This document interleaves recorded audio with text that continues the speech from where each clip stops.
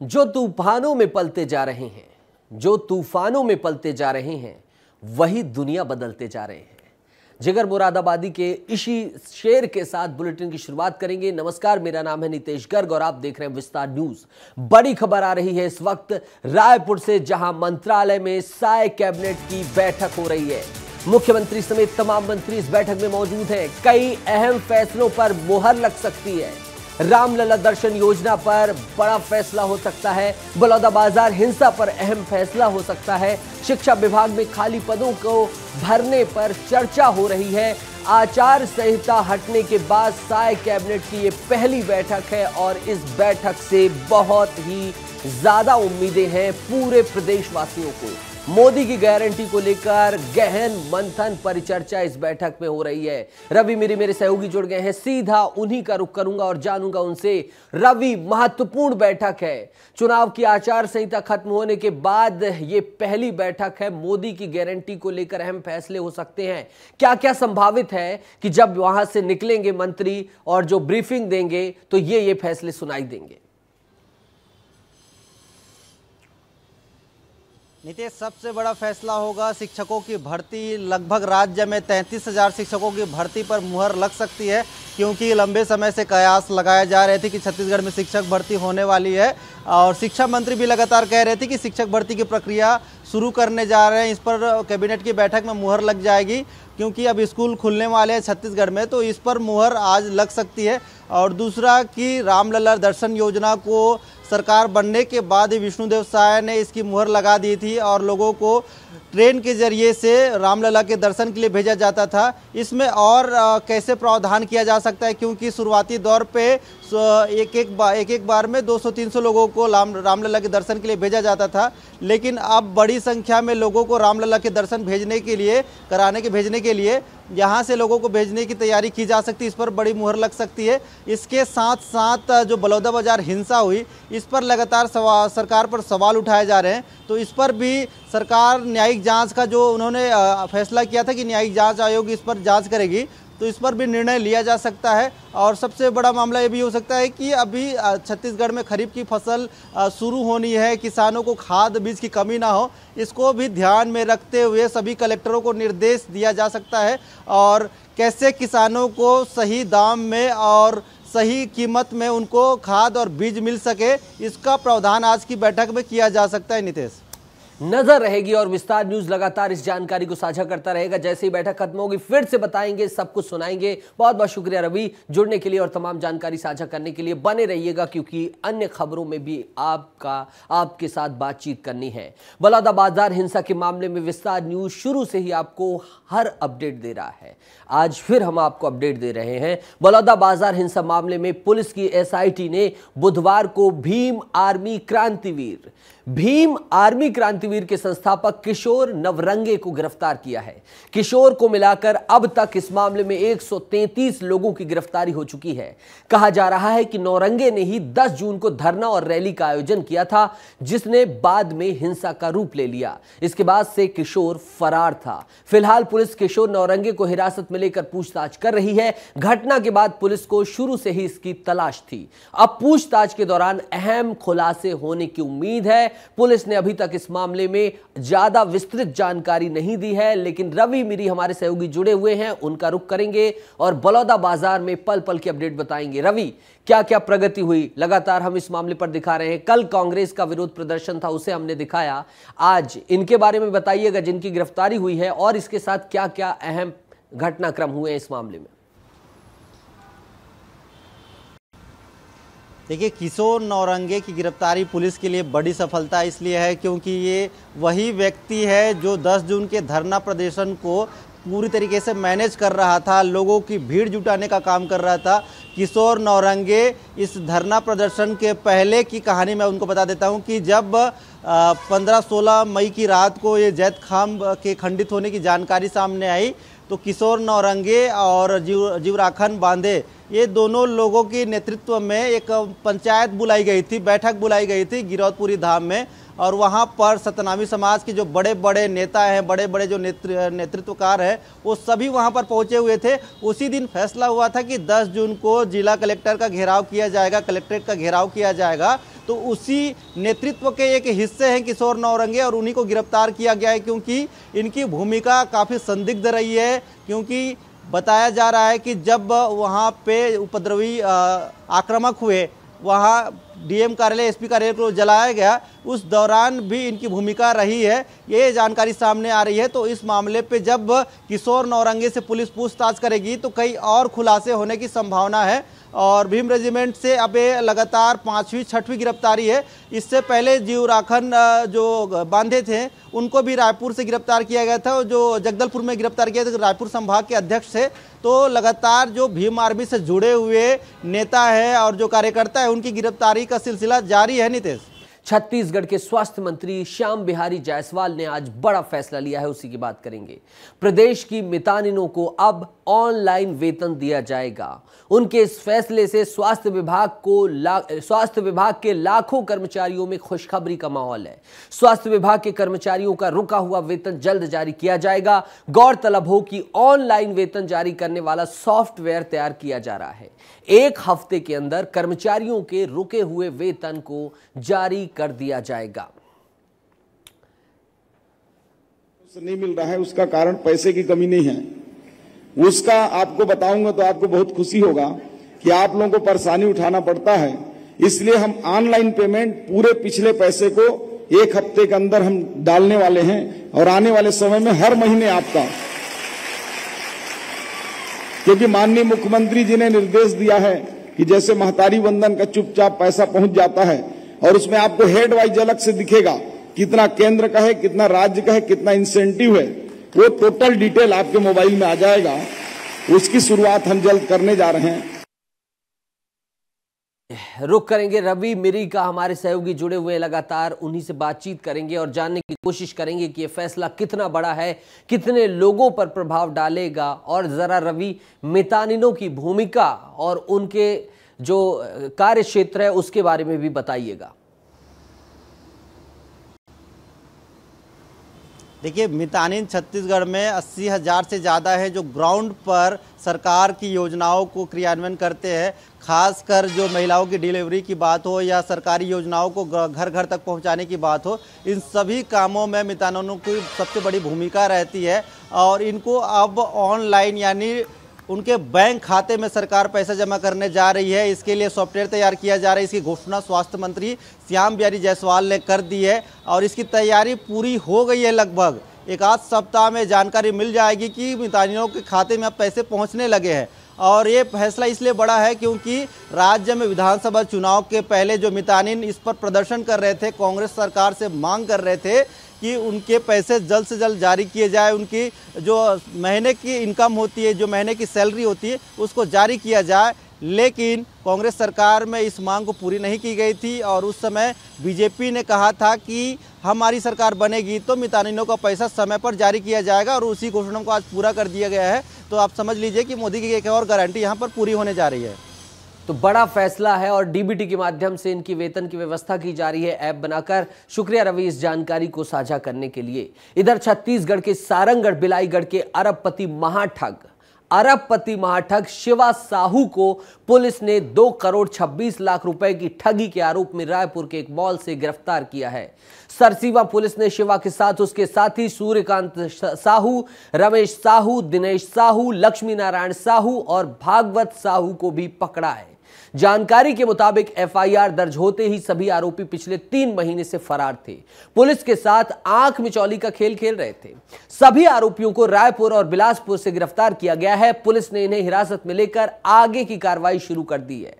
पूरा मामला जल्द खुलासा होगा पूरे मामले का और उम्मीद बंधी है कि जिनके साथ ठगी की गई है, इस ठग के द्वारा उनको पैसा वापस मिलेगा। ये तस्वीरें जो आप देख रहे हैं, सबसे पहले विस्तार न्यूज ने ही इस मुद्दे को उठाया था। जरा थोड़ा सा देखिए, महाठग शिवा साहू के बारे में समझिए और इसके कारनामों को देखिए। शिवा साहू की करतूत देख लीजिए, थोड़ा सा समझ लीजिए। आपको दिखा देता हूं, फिर मैं अपने सहयोगी रवि मिरी का रुख करूंगा। शिवा साहू की करतूत क्या है? 3 महीने पहले शिवा साहू सुर्खियों में आया था, जैसा कि हमने आपको बताया। क्या किया था? इसका जलवा ऐसा था भाई कि इतनी कम उम्र में कोई कैसे अभी इतना जलवा बिखेर सकता है। बुराई नहीं है, लेकिन जिस पृष्ठभूमि से यह व्यक्ति आता है, ग्रामीण पृष्ठभूमि में, ऐसे स्तर से पैसा कमाना कैसे मुमकिन है? लग्जरी गाड़ियां खड़ी थी और क्या है, सब कुछ एक साल के अंदर कैसे खड़ा हो सकता है, यह प्रश्न उठा। और जब तफ्तीश की गई, लोगों से जानने की कोशिश की गई, पूछा गया, तब पता चला कि यह पैसा दोगुना करने का लालच देता था। भाई भला ऐसे कैसे होता है? अचानक दौलत की बारिश हुई और तमाम चीजें जो है वो मैं बता ही रहा हूं, इसकी जो करतूत है, और दुगनी जो ये दौलत करने का झांसा देता था। सबसे बड़ी बात यही थी और इसी के कारण ये पुलिस की निगाहों में आ गया और फिर इसके ऊपर ठगी का केस दर्ज किया गया, इसके साथियों के ऊपर ठगी का केस दर्ज किया गया। और फिर जो केस दर्ज करने के बाद अब उसकी गिरफ्तारी की गई है। मौके का जायजा भी लिया विस्तार न्यूज ने, क्योंकि लगातार विस्तार न्यूज शिवा साहू की करतूत को दिखा रहा है। देखिए करतूत, फिर रवि का रुख करेंगे।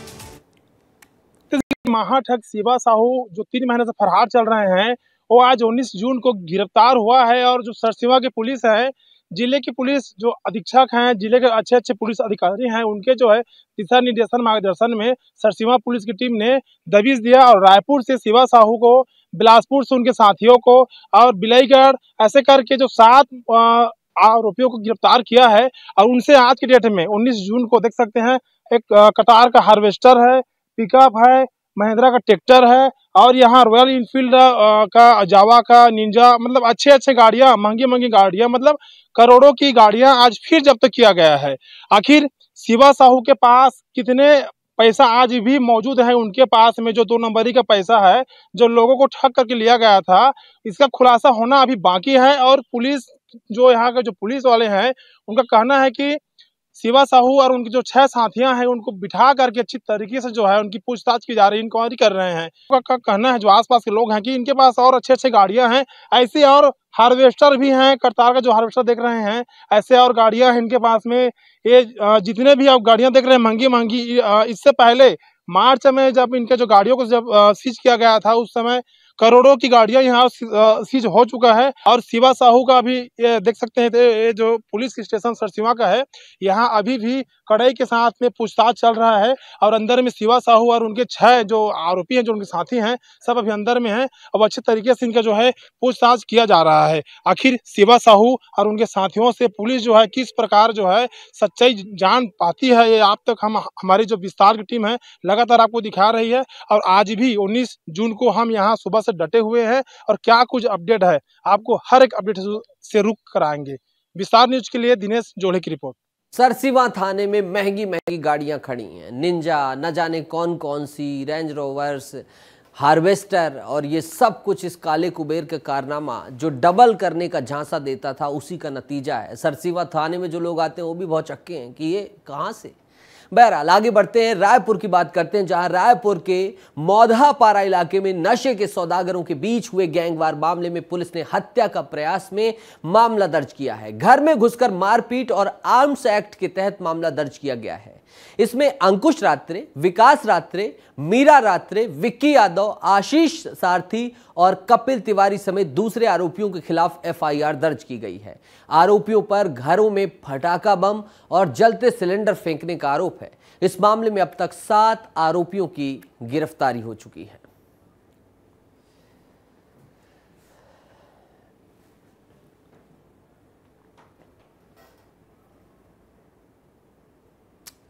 चलिए आगे बढ़ते हैं और बात करते हैं मनेंद्रगढ़ की। मनेंद्रगढ़ जिले के एक बैगा परिवार को शासन की योजनाओं का लाभ लेने के लिए 2 सालों से विभाग का चक्कर लगाने के बाद भी लाभ नहीं मिला है। लाभ नहीं मिलने से यह परिवार मायूस है। जिले के ग्राम शेरी में तेंदुपत्ता संग्राहक परिवार के मुखिया की मौत के बाद 2 लाख का मुआवजा जारी होने के बाद भी आज तक मृतक की पत्नी को राशि नहीं मिल पाई। ऐसा नहीं है कि तेंदुपत्ता वनोपज समिति को मामले की जानकारी नहीं है, लेकिन सब कुछ जानने के बाद भी आश्रितों को लाभ नहीं मिलना विभाग की निष्क्रिय कार्य प्रणाली को दिखाता है।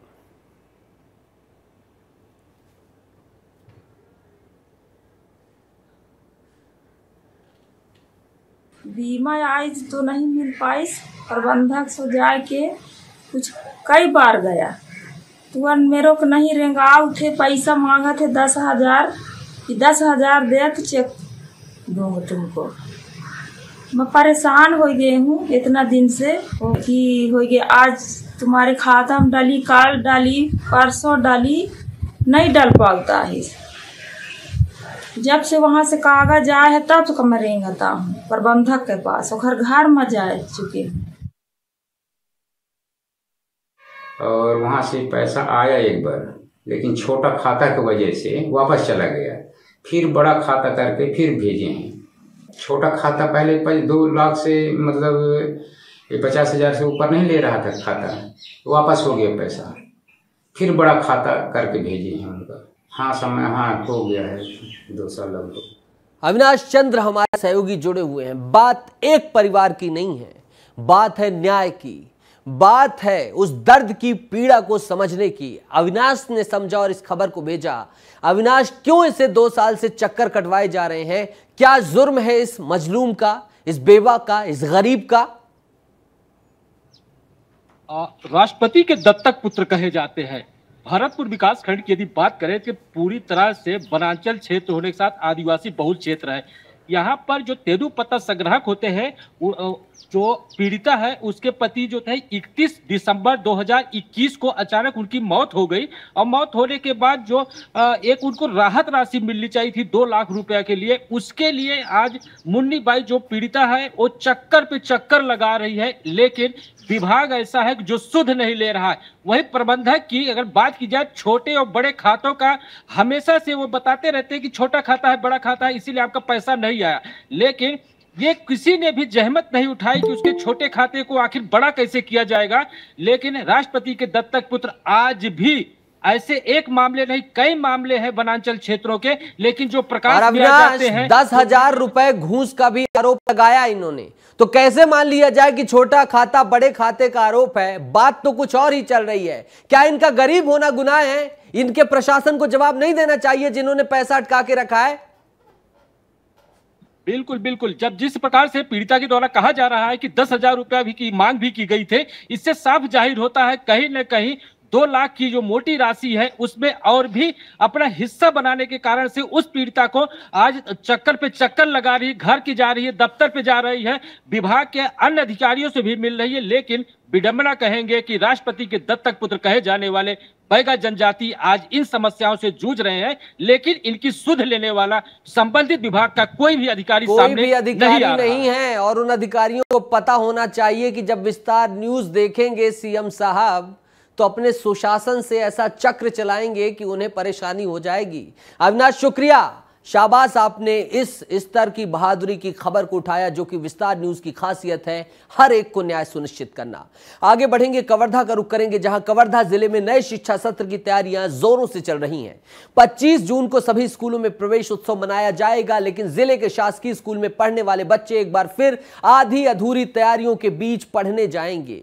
जिले में 1600 से अधिक शासकीय स्कूल हैं, जिसमें 400 से अधिक स्कूल भवन जर्जर हालत में हैं। वहीं भवनों की मरम्मत के लिए साल 2023 में मुख्यमंत्री स्कूल जतन योजना अंतर्गत जिले के 561 स्कूलों की मरम्मत के लिए 24 करोड़ रुपए स्वीकृत किए गए थे और आरईएस विभाग को जिम्मा सौंपा गया था। लेकिन विभाग की लापरवाही की वजह से अब तक केवल 402 स्कूली भवनों का निर्माण हो पाया है।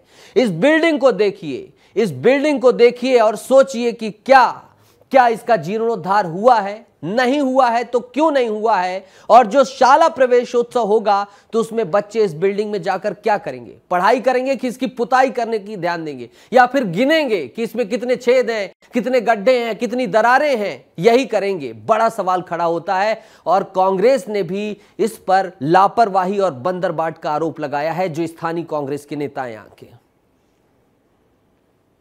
नए शिक्षण सत्र प्रारंभ होने से पहले ही करोड़ों रुपया स्कूल के जीर्णोद्धार मरम्मत के लिए दिया गया था, लेकिन बीते दिनों में किसी प्रकार के स्कूलों में कोई काम नहीं हुआ है। आज भी स्कूल भवन जर्जर है।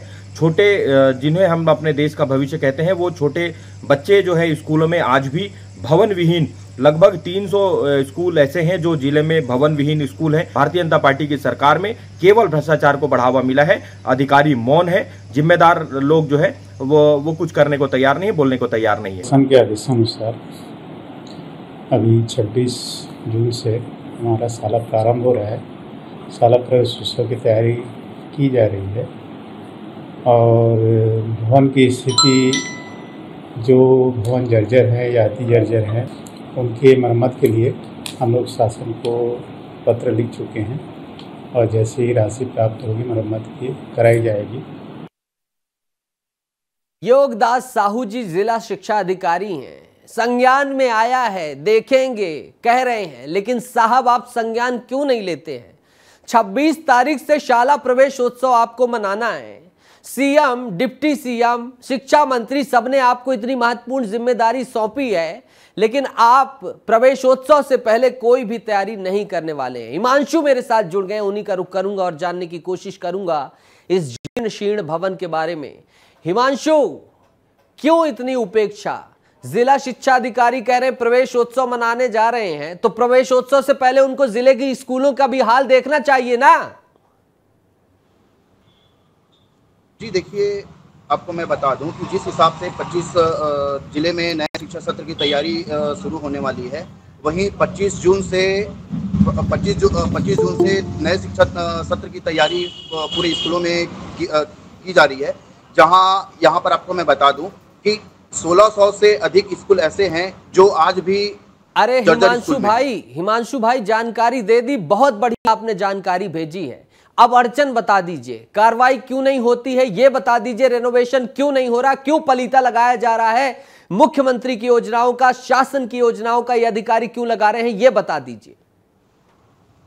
जी देखिए, आपको बता दूं कि जिले के जो अधिकारी हैं वो पूरी तरीके से कह रहे हैं कि मरम्मत कराई जाएगी, परंतु विभाग की ओर से किसी प्रकार की जतन नहीं की जा रही है। स्कूल भवन आज भी जर्जर पड़े हुए हैं, जहां देखा जाता है कि कल ग्रामीण क्षेत्रों में आज भी स्कूलों में न ही किसी प्रकार की व्यवस्था है, न ही शासकीय स्कूलों में शौचालय की व्यवस्था है, न ही बाउंड्री वाल की व्यवस्था है और किसी प्रकार की पेयजल की व्यवस्था वहां पे नहीं दिखाई देती है। जहां आपको मैं बता दूं कि कल 1600 स्कूल। घनघोर लापरवाही। हिमांशु, आप डेटा बताना चाहते हैं, मेरा तो डेटा पर जोर है ही नहीं विस्तार न्यूज का। विस्तार न्यूज के लिए तो ये तस्वीर ही काफी, हिमांशु भाई, जो आपने भेज दी, और वो तस्वीर चीख चीख कर कह रही है कि यहाँ का प्रशासन, यहाँ के अधिकारी सरकार की योजनाओं को विफल करने में जुटे हुए हैं। शुक्रिया जुड़ने के लिए, और उम्मीद है इस खबर को देखने के बाद सिस्टम जागेगा और यहाँ के लोगों की, यहाँ के बच्चों की समस्याओं को दूर करेगा। सरगुजा चलेंगे, जहां सरगुजा जिले के घाट बर्रा गांव में कोल माइंस परियोजना से प्रभावित लोगों के पुनर्वास और व्यवस्थापन को लेकर घाट बर्रा पंचायत में ग्राम सभा का आयोजन किया गया, जिसमें अधिकतर लोगों ने पुनर्वास नीति का विरोध किया, वहीं कई लोगों ने इसका समर्थन किया। ग्राम सभा के दौरान गांव वालों ने अपने अपने विचार रखे और अधिकतर लोगों का यही कहना था कि गांव में कोल माइंस नहीं खुलना चाहिए। गांव वालों ने आरोप लगाया कि ग्राम सभा में कोल माइंस परियोजना के पक्ष में प्रस्ताव पास कर दिया गया है, जबकि उन्होंने 2022 में कोल माइंस का विरोध किया था। आमतौर पर ग्राम सभा के आयोजनों में सरपंच, पंच, सचिव होते हैं, गांव के लोग मौजूद होते हैं, लेकिन इस ग्राम सभा में जिला प्रशासन के अधिकारी, अपर कलेक्टर, एसडीएम, एडिशनल एसपी सहित तमाम अधिकारी मौजूद रहे और सैकड़ों ग्रामीणों ने इसी बात का विरोध किया कि आपने दखलंदाजी की है हमारे फैसले में। ये तस्वीरें आप देख लीजिए, किस तरह से विरोध प्रदर्शन था उस समय, और कुछ लोग इस परियोजना का साथ देते हुए दिखाई दिए और कुछ लोग इस परियोजना का विरोध करते हुए दिखाई दिए। पुनर्वास और व्यवस्थापन परियोजना है। अब अगर पुनर्वास और व्यवस्थापन परियोजना को ग्राम सभा ने स्वीकार कर लिया है तो फिर क्या होगा? फिर यहां पर माइंस खुल जाएगी और इन सभी को अपना डेरा बंडा लेकर निकलना होगा। दिलीप मेरे सहयोगी जुड़ गए हैं, सीधा उन्हीं का रुख करूंगा।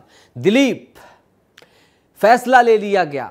पंचायती राज अधिनियम का उद्देश्य है कि गांव वाले फैसला अपना खुद लें, वहां के पंच, वहां के लोग, वहां के सरपंच खुद लें, तो फिर ये तमाम अधिकारियों के ऊपर आरोप कैसे हैं? ऐसी कौन सी ग्राम सभा में है कि जहां ये जाते हैं? और अगर ऐसा ही है तो हर ग्राम सभा में क्यों नहीं जाते हैं? देखिए, कोल माइंस को अधिकारी लंबे समय से कोशिश कर रहे थे कि किसी तरीके से ग्राम सभा से प्रस्ताव पारित कराया जाए, कोल माइंस के पक्ष में विस्थापन जो लोग होना है उनका राय लिया जाए। और आज यहाँ पे आपके अपर कलेक्टर से लेकर एसडीएम, तहसीलदार, पटवारी, पुलिस के एडिशनल एसपी तमाम अफसर मौजूद थे। यह पहली बार ऐसा ग्राम सभा देखा गया और मैंने अपने इतिहास में पहली बार ऐसा ग्राम सभा देखा जहाँ पर इतने बड़े बड़े अधिकारी पहुंचे थे, जबकि इन अधिकारियों का यहाँ पे कोई जरूरत नहीं होता। वहाँ पे ग्राम पंचायत का जो अध्यक्ष होता है ग्राम सभा का, वो सर्वे सर्वा होता है, सरपंच सर्वे सर्वा होता है, ग्राम पंचायत का सचिव होता है, गाँव के लोग होते हैं। लेकिन कुल मिलाकर गाँव के जो लोग थे जिनका कहना है कि ये अधिकारी हमारे ऊपर दबाव बनाने के लिए यहाँ पे आए हुए थे और जो कोल माइंस कंपनी है उसके पक्ष में ये लोग काम कराने के लिए यहाँ आए हुए थे। जब हम वहाँ पे पहुंचे तो वहाँ पे गांव में लोगों को एंट्री नहीं दिया जा रहा था। हमने एसपी से बात की कि आखिर ऐसी कौन सी ग्राम सभा है जब इस गाँव में लोगों को आने पर रोक लगा दिया गया है। उसके बाद हमें उस गाँव में जाने का मौका मिला। तो कुल मिलाकर आप समझ सकते हैं कि किस तरीके से ग्राम सभा में प्रस्ताव पारित कराया गया है कोल माइंस को लेकर। और ऐसा लग रहा है कि अगर जिस तरीके से आज जिस स्थिति में कोल माइंस का प्रस्ताव पास हुआ है उसके पक्ष में, तो हो सकता है कि आने वाले दिनों में लोग वहां के भड़के, क्योंकि लोगों का साफ कहना है, आदिवासी समाज के जो लोग हैं उनका कहना है कि हम अपना जंगल जमीन है उसको कभी भी नहीं देना चाहेंगे, क्योंकि जमीन जो है हमारा वही एक आधार है जिंदगी जीने का और इसके अलावा और कुछ भी नहीं है, क्योंकि पैसे तो आज आते हैं और कल खत्म हो जाते हैं। जी, विकास का विरोध नहीं है, बल्कि उस विकास के लिए सहमति की जो है वो जरूरत है। शुक्रिया दिलीप, आपने मुद्दे को उठाया। तमाम वहां के लोगों की बहुत बहुत धन्यवाद आपका। और आगे बढ़ेंगे, बात करेंगे पुलिस की भाषा की। प्रदेश की सरकार ने इसकी तैयारी शुरू कर दी है छत्तीसगढ़ की। उर्दू फारसी के ऐसे अल्फाज जो अब चलन से बाहर हैं या आम आदमी की समझ पे से परे हैं, वो पुलिस की शब्दावली से हटा दिए जाएंगे। प्रदेश के गृह मंत्री विजय शर्मा ने विभाग के अधिकारियों को निर्देश दे दिए हैं। उप मुख्यमंत्री विजय शर्मा ने गृह विभाग के मुख्य सचिव को निर्देशित किया है कि पुलिस की कार्यप्रणाली में चलन से बाहर हो चुके रोज नामचा जैसे अनेक शब्द हैं उन्हें हटा दिया जाए और FIR जैसी चीजों को सरल बनाया जाए, ताकि आम लोग समझ सकें आसानी से अपने कानून को, प्रदेश के कानून को। और ये शब्द देख लीजिए क्या क्या थे, ये सब हटाए जाएंगे। बाइस्तवा, शक, संदेह, तरमीम, बदलाव करना अथवा बदलवाना। और इसके साथ और शब्द देखिए, चस्पा, चिपकाना।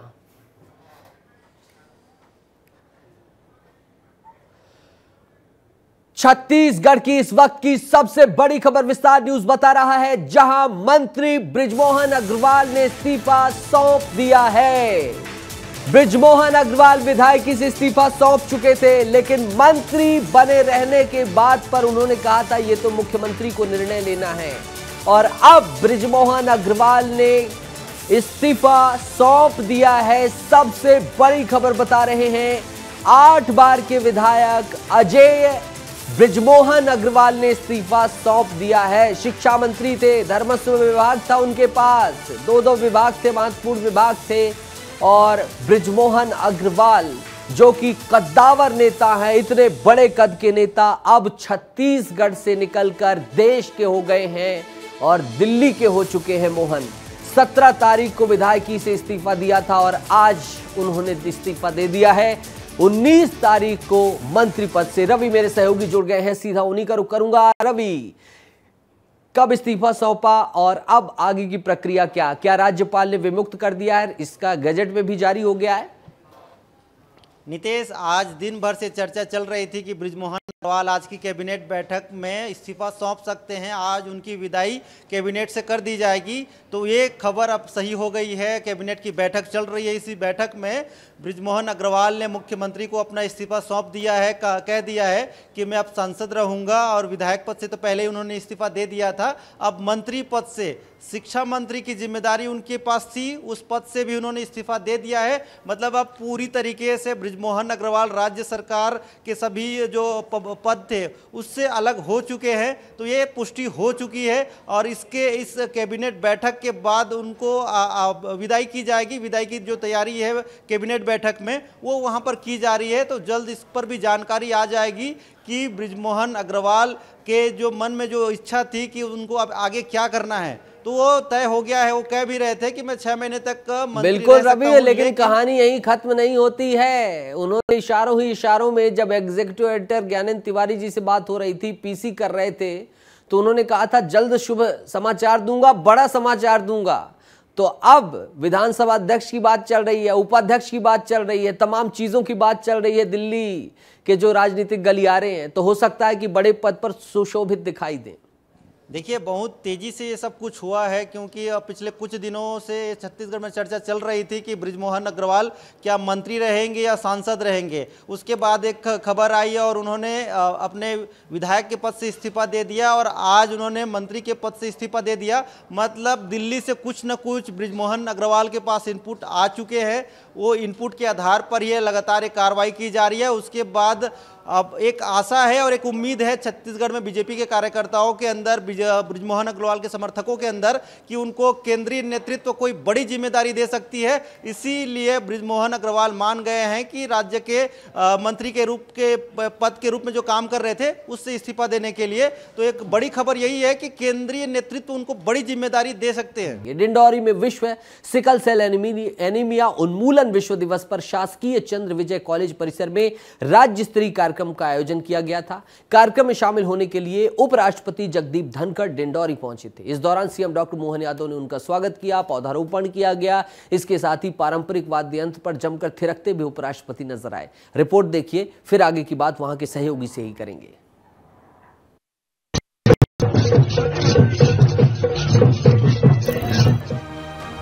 बुधवार को उपराष्ट्रपति जगदीश धनखड़ डिंडौरी पहुंचे, जहां वे विश्व सिकल सेल एनीमिया दिवस पर आयोजित कार्यक्रम में शामिल हुए। कार्यक्रम में प्रदेश के मुखिया सीएम डॉक्टर मोहन यादव के साथ राज्यपाल मंगूभाई पटेल, डिप्टी सीएम राजेंद्र शुक्ला, पंचायत और ग्रामीण विकास मंत्री प्रहलाद पटेल, सांसद फग्गन सिंह कुलस्ते भी मौजूद रहे। डिंडौरी में धनखड़ ने पहले बैगा आदिवासियों के साथ पारंपरिक वाद्य यंत्र पर जमकर डांस भी किया, जिसमें उनका साथ सीएम डॉक्टर मोहन यादव ने भी दिया। इसके बाद दोनों दिग्गज कार्यक्रम में शामिल हुए, जहां धनखड़ का पारंपरिक तरीके से प्रदेश के मुखिया ने स्वागत किया। विकसित राष्ट्र की पहचान होगी सिकल सेल बीमारी का पूर्ण उन्मूलन। यह दृढ़ संकल्प भारत के प्रधानमंत्री ने लिया है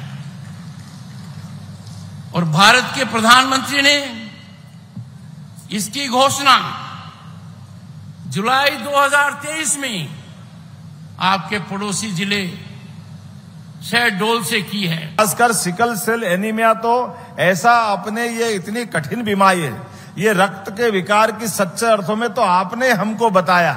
ये हमारे 89 ब्लॉक 89 ब्लॉक में आज का ये कार्यक्रम भी लगभग हम 20 से ज्यादा जगह पर लाइव प्रसारित कर रहे हैं और इसके माध्यम से माननीय महामहिम उपराष्ट्रपति महोदय पधारे हैं, तो आपके माध्यम से अलग जगेगा कि इस बीमारी को घर घर तक हम ढूंढ करके योग्य प्रकार से ट्रीटमेंट कराएंगे, योग्य प्रकार से निवारण कराएंगे और समाज की इस धारा में जो कठिनाइयां है उसको दूर करने का प्रयास करेंगे।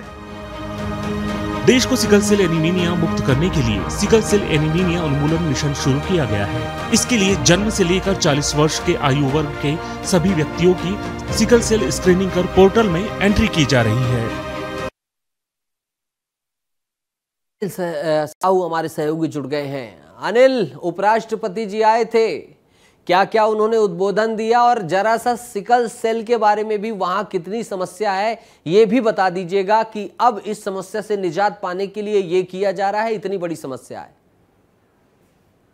जी देखिए नीतीश, मैं आपको बता दूं कि मध्य प्रदेश का आदिवासी बहुल डिंडौरी जिला, जहां पर आज राज्य स्तरीय कार्यक्रम का आयोजन किया गया था, यहां पर देश के उपराष्ट्रपति जगदीश धनखड़ जी, इसके अलावा राज्यपाल मंगूभाई पटेल जी, मुख्यमंत्री मोहन यादव जी और इनके अलावा उप मुख्यमंत्री राजेंद्र शुक्ला जी भी मौजूद थे।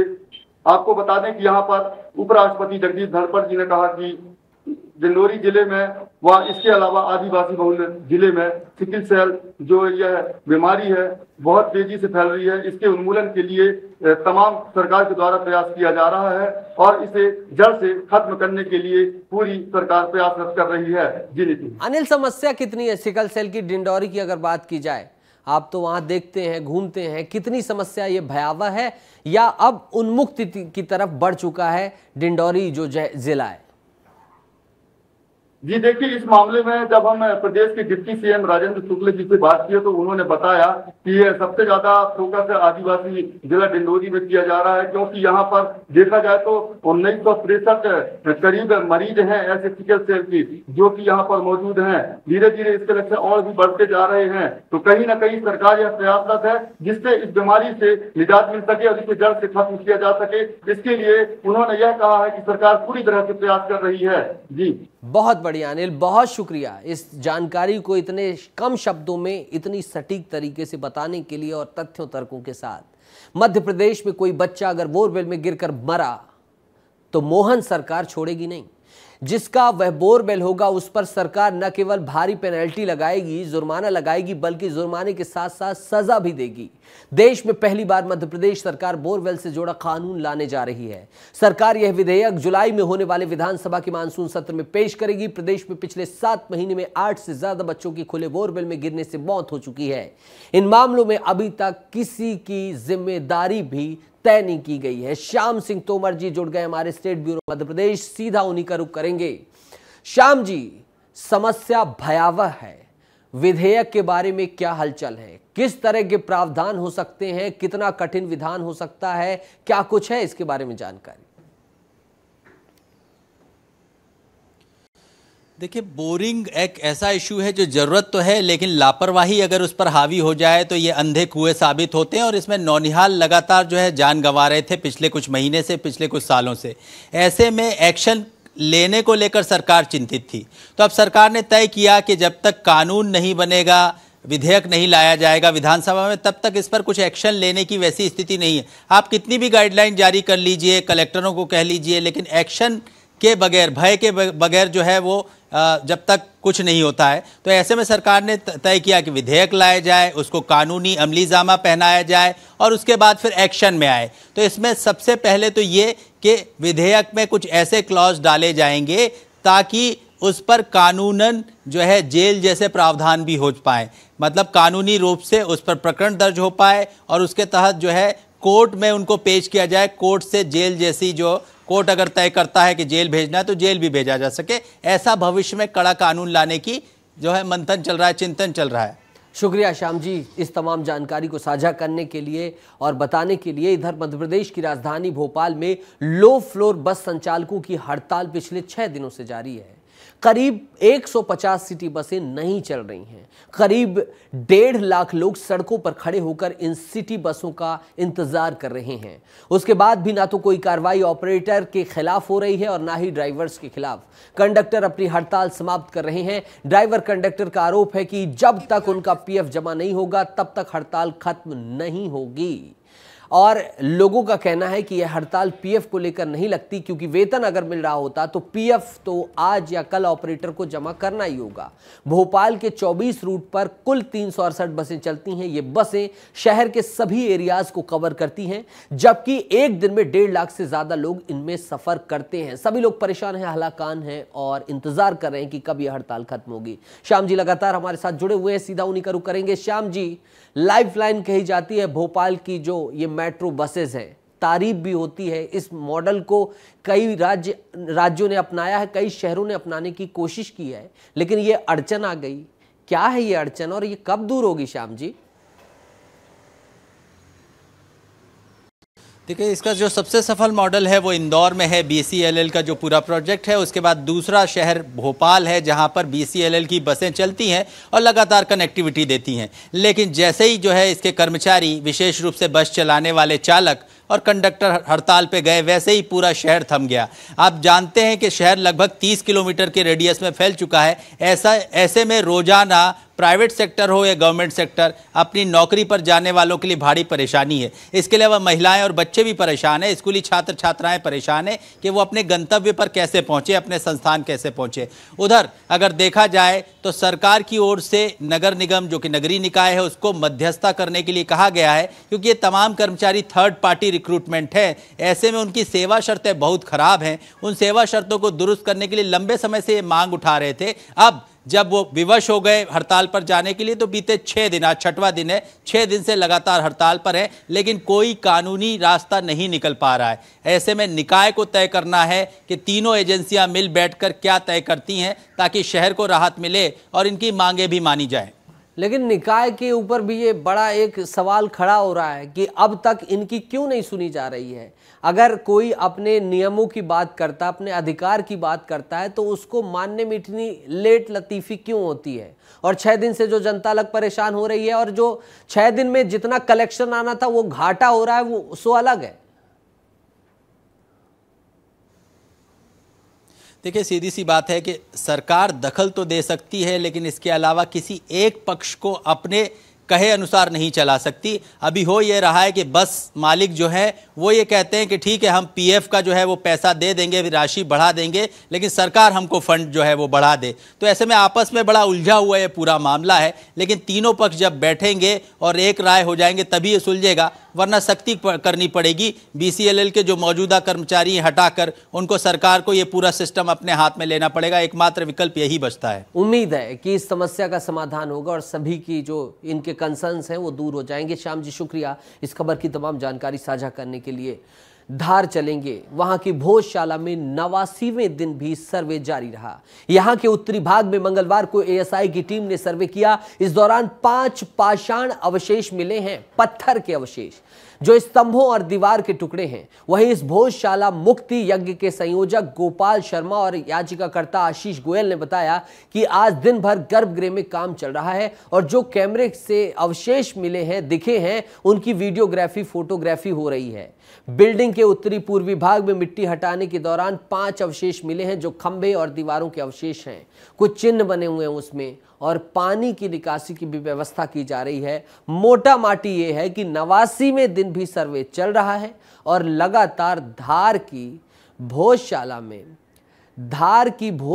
में जो है ये सर्वे का काम जारी है और हाई कोर्ट के निर्देशों के अनुसार जो तमाम मापदंड तय किए गए थे उन्हीं के मुताबिक काम पूरा का पूरा किया जा रहा है।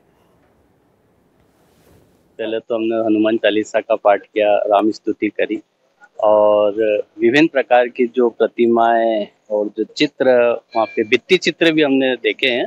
वो प्रतिमाएं जो एक कोने में रखी उनका भी अवलोकन किया, दूर से किया हमने, क्योंकि पुरातत्व विभाग की जो गाइडलाइन उसी के अनुसार हमने यहाँ पे उसका निरीक्षण किया है। भोजशाला का इतिहास है कि उस समय राजा भोज तो प्रकांड पंडित थे और माँ सरस्वती उनको साक्षात दर्शन भी देती थी और ऐसा बताते कि 500 पंडित यहाँ पे एट ए टाइम रहते थे। जफर अली हमारे साथ जुड़ गए, सीधा धार से उन्हीं का रुख करेंगे। जफर, 89वें दिन का सर्वे है, किस तरह के अवशेष मिले हैं, किस तरह के पाषाण मिल रहे हैं और सर्वे किस तरह चल रहा है? जी बिल्कुल नितेश, बताना चाहूंगा कि धार की जो भोजशाला है उस पर हिंदू फ्रंट फॉर जस्टिस ने एक याचिका दायर की थी। इंदौर हाईकोर्ट ने उस पर 11 मार्च को एएसआई को सर्वे का आदेश दिया था। 22 मार्च से सर्वे लगातार जारी है। हाईकोर्ट ने 6 सप्ताह का टाइम दिया था एएसआई को भोजशाला के सर्वे का। एएसआई ने उसके बाद 6 सप्ताह के बाद में हाईकोर्ट में और निवेदन किया और समय मांगा, जिसके बाद 8 सप्ताह का और समय दिया गया। आज 90 दिन का सर्वे पूरा हो चुका है और यहाँ पर रोज जो प्रतिदिन जो सर्वे हो रहा है उसमें अवशेष मिल रहे हैं। दोनों पक्ष अपना अपने दावे करते हुए नजर आ रहे हैं। वहीं जो हिंदू पक्ष हैं वो अपना दावा कर रहे हैं, मुस्लिम पक्षकार अपना दावा कर रहे हैं और इसी प्रकार से सर्वे लगातार आज भी जारी है। किस तरह के अवशेष मिल रहे हैं जफर? खबरें क्या हैं, किस तरह की, क्या मूर्तियां मिलने की खबरें हैं या ऐसे पिलर्स मिल रहे हैं जिसमें भगवानों की आकृतियां उकरी हुई हैं?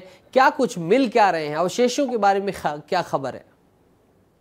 जी बिल्कुल नितेश, बताना चाहूंगा कि जो हिंदू पक्षकार है, अगर उनकी माने तो हिंदू पक्ष के हिंदू जो देवी देवता हैं उनकी मूर्तियों उनके मिलने की वो दावे कर रहे हैं। मुस्लिम पक्षकार उसे कहीं ना कहीं आपत्ति भी दर्ज करा रहे हैं और उनका ये भी कहना है कि ये जो अवशेष है ये 2003 के बाद में लाकर रखे गए हैं यहाँ पर और इस पे लगातार एएसआई अपना सर्वे कर रहा है और जो भी अवशेष मिल रहे हैं उनको वो वहां पर से उनके जो सर्वे की रिपोर्ट है उसमें वो शामिल कर रहे हैं। वहीं आपको बता दें कि जो ये सर्वे की रिपोर्ट है ये 8 सप्ताह का जो टाइम दिया था उसमें 4 जुलाई से पहले हाईकोर्ट के समक्ष में एएसआई को रिपोर्ट पेश करनी है। यानी कि 4 तारीख से पहले रिपोर्ट पेश करनी है। 19 जून हो गई है और तमाम अवशेष अभी भी मिल रहे हैं, सबूत मिल रहे हैं। शुक्रिया जफर तमाम जानकारी साझा करने के लिए। बात करेंगे महत्वाकांक्षी प्रोजेक्ट जो चीता प्रोजेक्ट है उसमें क्या हो रहा है लापरवाही, देखिएगा, समझिएगा, सुनिएगा। देश में चीतों की धरती कूनो नेशनल पार्क में चीतों की ट्रैकिंग का काम बंद हो गया है। यह हैरत भरा है, लेकिन कूनो में उपजे नए विवाद के चलते ऐसा हुआ है। पिछले 4 दिनों से कूनो में बड़े बाड़े में चीतों की ट्रैकिंग ट्रैकरों की ओर से बंद कर दी गई है। चीतों की ट्रैकिंग से लेकर फीडिंग का काम पूरा जो है संभालने का 60 से ज्यादा इन ट्रैकरों का था। ट्रैकरों से लेबर के कार्य कराए जा रहे हैं, जिससे ये सभी नाराज हो गए हैं। पहले ऐसा नहीं होता था, प्रबंधन ने खर्च को बचाने के लिए ऐसा किया। इस पर सभी ट्रैकरों ने अपना काम ही बंद कर दिया। और सोचिए, नामीबिया से चीते लाए गए हैं, विदेश से चीते लाए गए हैं और यहां पर उन्हें फिर से फलने फूलने बसाने की बात की गई है, जो कि अब चिंता का विषय बन गया है। और चीता प्रोजेक्ट में ये संकट दिखाई दे रहा है और तमाम जो ट्रैकर हैं वो अपनी मांगों को लेकर अब जो है वो खड़े हो गए हैं कि हम ये काम नहीं करेंगे जो नई जिम्मेदारी हमें सौंपी गई है।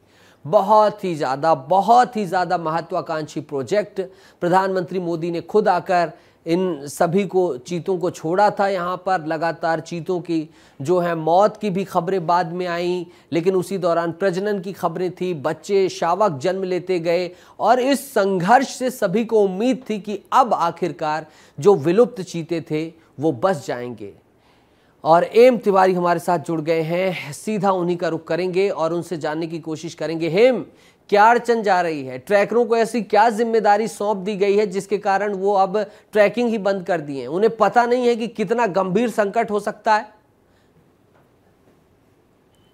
बिल्कुल नीतीश, आपको बताना चाहूंगा कि श्योपुर के कूनो नेशनल पार्क में जो चीता ट्रैकिंग टीम के 40 सदस्य वो अब हड़ताल पर पहुंच गए हैं। और चीतों जो कूनो नेशनल पार्क से जब चीते बाहर चले जाते, कभी ग्वालियर के क्षेत्र में, कभी राजस्थान के क्षेत्र में, तब जो चीता ट्रैकिंग टीम के जो सदस्य थे वो चीतों को ट्रैकुलाइज करके कूनो नेशनल पार्क के बड़े बाड़े में वापस लेकर आते थे। लेकिन अब 4 मांगों को लेकर हड़ताल पर चले गए हैं। उनका साफ कहना है, जब हमने चीता ट्रैकिंग टीम के सदस्यों से बात की तो उनका साफ कहना था कि हमारे द्वारा जो जीव जंतु उनको पाला जाता है, ना कि काटा जाता है, और हम जीव जंतुओं की हत्या नहीं करेंगे। लेकिन कूनो के जो डॉक्टर्स हैं उनके द्वारा लगातार उन पर दबाव बनाया जा रहा है कि इनके लिए जो भोजन है चीतों के लिए वो आप ही काटोगे और आप ही उनके लिए डालोगे। इस चीज को लेकर वो हड़ताल पर चले गए। दूसरी उनकी मांग है वेतन को लेकर। उनका चीता ट्रैकिंग के जो सदस्य हैं उनका जो वेतन था पहले ज्यादा था, लेकिन अब कम कर दिया गया है। तो दूसरी मांग ये है। और तीसरी मांग उनकी बीमा को लेकर है कि हमारा जो हेल्थ इंश्योरेंस बीमा है वो बीमा कराया जाए। और चौथी जो मांग है उनकी वो आइडेंटिटी कार्ड को लेकर है। तो ये 4 मांगों को लेकर चीता ट्रैकिंग टीम के 40 सदस्य हैं वो हड़ताल पर पहुंच गए हैं। जी नीतीश, हद है। इतना महत्वाकांक्षी प्रोजेक्ट और अधिकारियों और ट्रैकरों के बीच अभी तक सहमति नहीं बन पाई। सोचिए, एक स्पीसीज को बसाने की तैयारी है, एक पूरे प्रदेश में, एक क्षेत्र में इनके फलने फूलने की तैयारी है और इस तरह की दिक्कत का सामना करना पड़ रहा है। उम्मीद है कि जल्द ही इसका समाधान निकाला जाएगा। इधर मध्य प्रदेश के बैतूल जिले के भैंसदेही की शासकीय प्राथमिक शाला धुड़िया पुरानी में तेज आंधी तूफान के कारण स्कूल की छप्पर ही उड़ गई। गनीमत थी कि जब स्कूल की छप्पर गिरी तब वहां कोई बच्चा मौजूद नहीं था। घटना के बाद स्कूलों की जर्जर हालत पर सवाल खड़े हो रहे हैं। इन जर्जर स्कूलों में कभी भी हादसे हो सकते हैं, लेकिन शिक्षा विभाग यहां का जो है बैतूल का, वो बेपरवाह है। जर्जर स्कूल की बिल्डिंगों से इन्हें कोई फर्क ही नहीं पड़ता। मामले पर तर्क दिए हैं विकासखंड अधिकारी ने, जरा उसे भी सुनिए।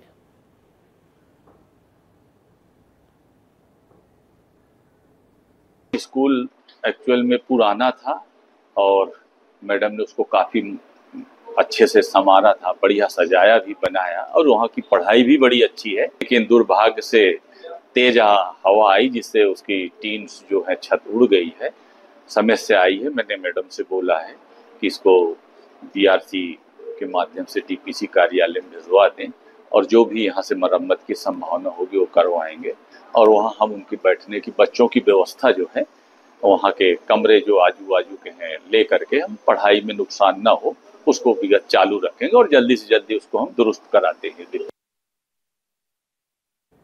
बताइए, स्कूल की छत गिर जा रही है, शाला प्रवेश उत्सव मनाया जा रहा है, इस तरह से लापरवाही हो रही है।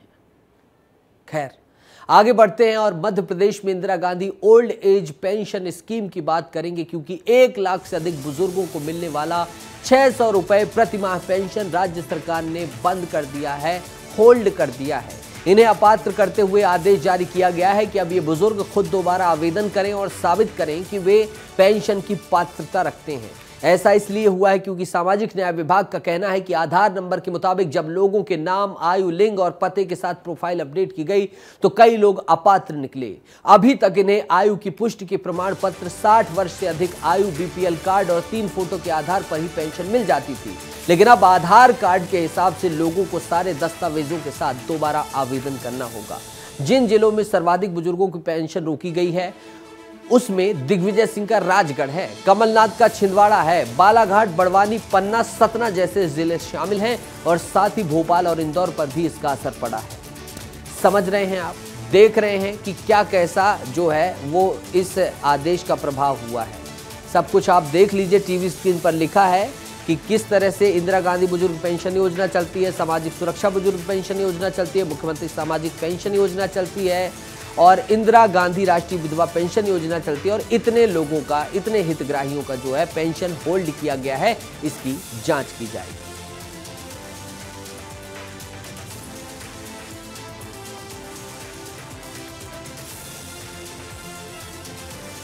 तो कितने लोगों को इस स्कीम में पेंशन रोकी गई है वो आपने देख लिया। आगे देखिए, मुख्यमंत्री विवाहित पेंशन स्कीम 115 लोग, सामाजिक सुरक्षा परित्यक्ता पेंशन योजना में 12 लोग, एसएसपी दिव्यांग शिक्षा प्रोत्साहन योजना में 3 लोग, मल्टीपल डिसेबिलिटी योजना में 1 लोग। बड़ा ये जो है स्कैम सामने आया था। कल भी विस्तार न्यूज ने इस खबर को दिखाया था, जिसमें यह दिखाया गया कि कई विवाहित महिलाएं तलाकशुदा बनकर पेंशन ले रही हैं, कई 21 साल की उम्र की युवा महिलाएं वृद्ध बनकर पेंशन ले रही हैं और अब इनकी पेंशन को होल्ड कर दिया गया है। और छत्तीसगढ़ की एक और बड़ी खबर बता रहे हैं, महाठग शिवा साहू को लेकर अपडेट बता रहे हैं आपको।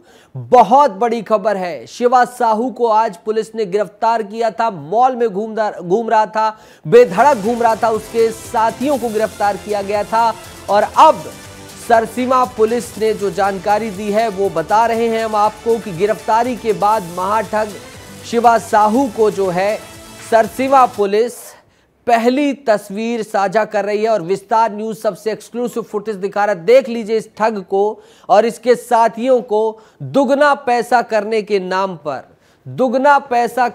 नाम पर ये किस तरह से लाखों करोड़ों रुपए का लोगों को चूना लगा रहे थे।